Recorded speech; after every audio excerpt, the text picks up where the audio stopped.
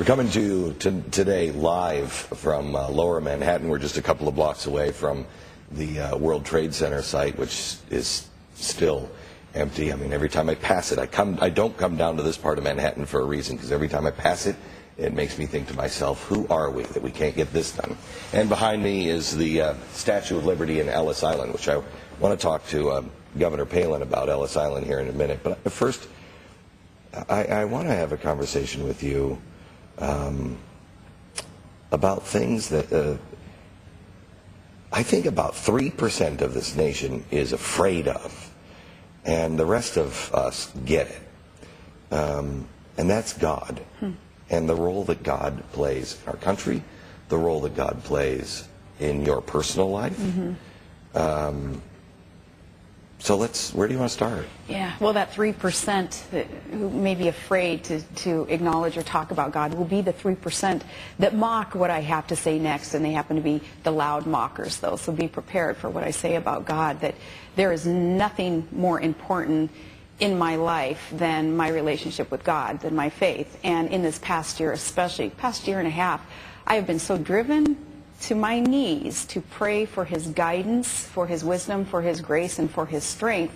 And I'm never going to tell anybody else how to live. I'm never going to preach to anybody else and tell them, you must do that. But I sure would like to see more Americans give it a try and seek that guidance that our founding fathers sought, and were able to craft documents then that allowed America to become the greatest, strongest, healthiest, most prosperous nation on this earth.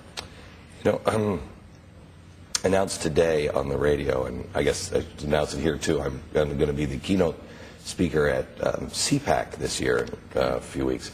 And what I'm going to talk about there is the conservatives. We just have to not be afraid to say what we are, and we have to define what we believe in God. Because I don't know. I mean, I know some people who are like, I'm going to baptize all of brothers for Jesus. That's great and everything. You go your own way. But that's not the role of government. No. I don't care if, as long as you're not harming society, whatever. But I happen to believe, and so did the founders, although Thomas Paine, we believe, was an atheist, God played an essential role in the founding of this nation. And it seems to me the farther we get away from that notion, the more trouble we get into. Yeah, and it's not just us thinking and hoping that God played a role in, as they sought divine inspiration for those words in our documents that allowed America to be. But it's factual, and we have proof, and we have the documents, and we have the writings of our founding fathers and founding mothers who so believed that this country, being dedicated to God, to doing good for mankind and seeking his wisdom, we would be a blessed country. And so many of us today believe, okay, that hasn't changed, but are we doing our part to keep it going? Let me ask you this, and maybe we can both self-destruct here. Yeah. A lot of the stuff that I do is because I believe that there are going to be eternal ramifications for anybody who sees it. And it goes back to Ezekiel, where there are a lot of watchmen on the tower. And if you see it and you don't warn others, you're in trouble. We have rights, don't come from Congress, they come from God. If we lose those rights, do you believe we'll be held, each individual, if you didn't stand to protect the rights for future generations and protect liberty? Do you believe you'll be held eternally responsible? I do believe that we have that responsibility here, and we do have, I believe that there are eternal ramifications based on what we do here. Does it motivate you? It motivates me. It does. It allows me to know that what I do, it's not about me, and it's not even about my children's future.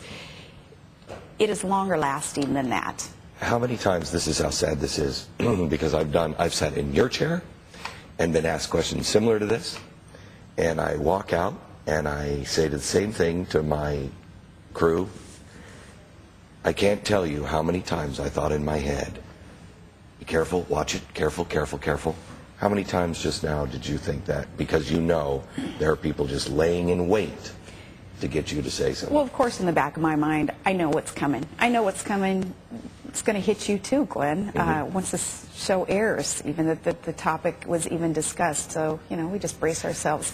But so be it. There are a lot of important things going on in this world right now, and I think that if we were to hesitate and hunker down and not say what we believe, we're going to be part of that system that so many Americans are losing faith in. I'm not going to be a part of that.